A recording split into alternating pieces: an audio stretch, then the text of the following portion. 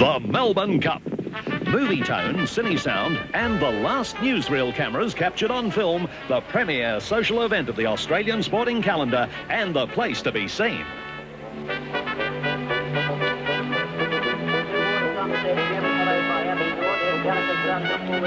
First filmed in 1896, the Cup later became the focus of fierce competition between Cine Sound and Movie Tone as to who would have the first footage across the line and onto the screen.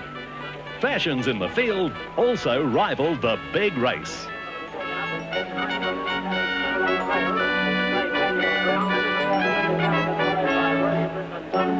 Place your bets, ladies and gentlemen. Place your bets. $50 on the front runner. I'll give you 2 to 1. The going's good. Far lap, even money.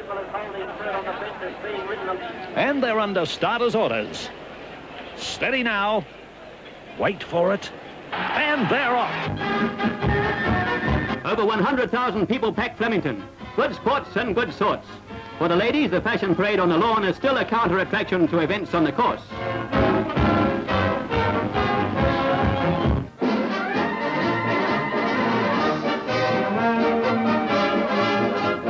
Melbourne's cup of excitement is overflowing for the big meeting which makes the whole nation race conscious for a day.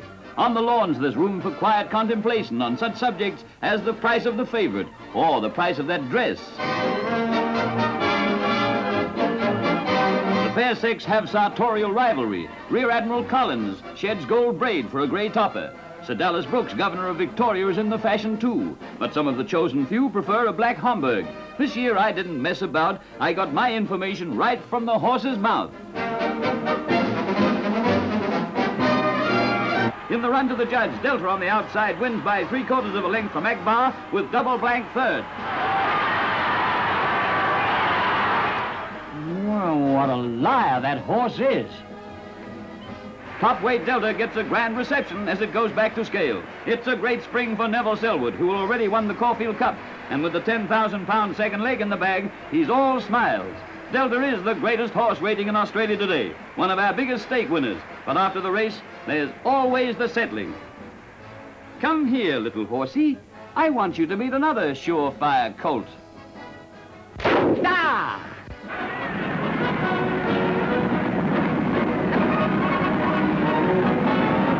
Melbourne Cup Day, 1952, and nearly 90,000 people pack Flemington for Australia's most famous race. Early showers pass over before the start, which is just as well for the ladies' frocks, unless they pick the winner and can afford to get them wet. Big betting on New Zealander Delray forces his price down to favouritism. The top weight centre of sensations, ever since he arrived in Australia, faces a big task on the dead track, but the bookies, as usual, are taking no chances. The weather is fine, though overcast, and the fair sex can't quite make up its mind what to wear. Many frocks are smart, and a proportion of males are decked out to match their ladies in sartorial splendour.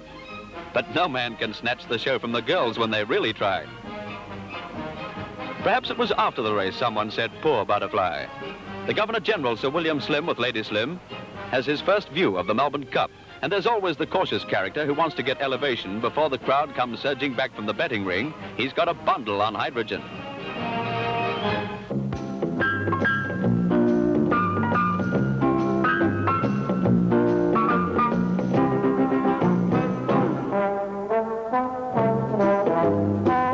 The Melbourne Cup Carnival at Flemington Racecourse, where the nation's leading thoroughbreds vie for the glamour event on Australia's racing calendar. Leading fashion models from 11 countries parade at the course, entrants in the Model of the World contest. At Cup time, Flemington becomes the fashion showplace of the nation, with prizes totaling $20,000 for the Fashions on the Field contests. In recent years, the mini-skirt has led the field, but this year, equal favourites are the midi and maxi look, with pantsuits making their presence felt. Hats are also a striking entrant in the fashion stakes, and long boots take their rightful place in the field.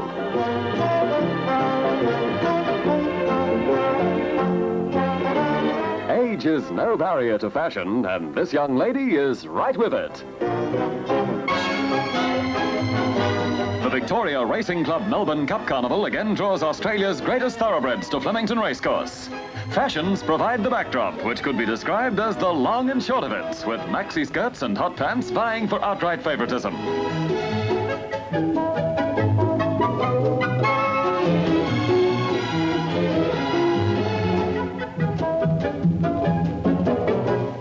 always present carnival atmosphere is the perfect setting for visitors from all over Australia, New Zealand and many other overseas countries.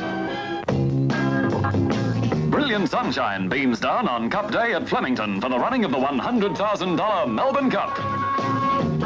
The Fashions on the Field contest is a display that would please any royal shower or silver night.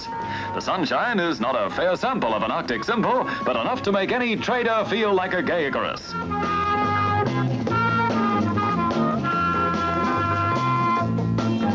Fashions provide an ever-changing spectre as Milady parades amongst a crowd of 100,000. Brilliant sunshine bathes Flemington Racecourse for the opening day of the Victoria Racing Club's Melbourne Cup Carnival, the first over metric distances.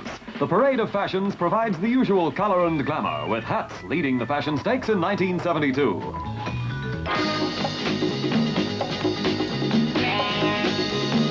Startling fashions grace Flemington Racecourse on the opening day of the Victoria Racing Club's Melbourne Cup Carnival.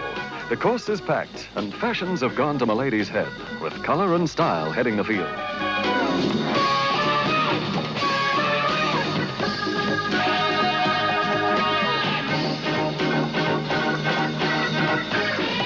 Top jockey Roy Higgins mounts one of Melbourne's unluckiest sprinters, Century, the pre-post second favourite for the $30,000 Craven A Stakes down the straight 1,200-metre course.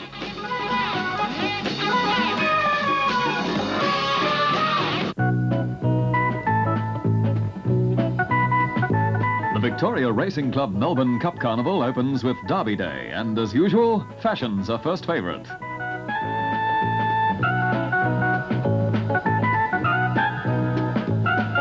A big field of 25 are to face the starter for the run down the straight 1,200 metres in the $40,000 Craven A Stakes.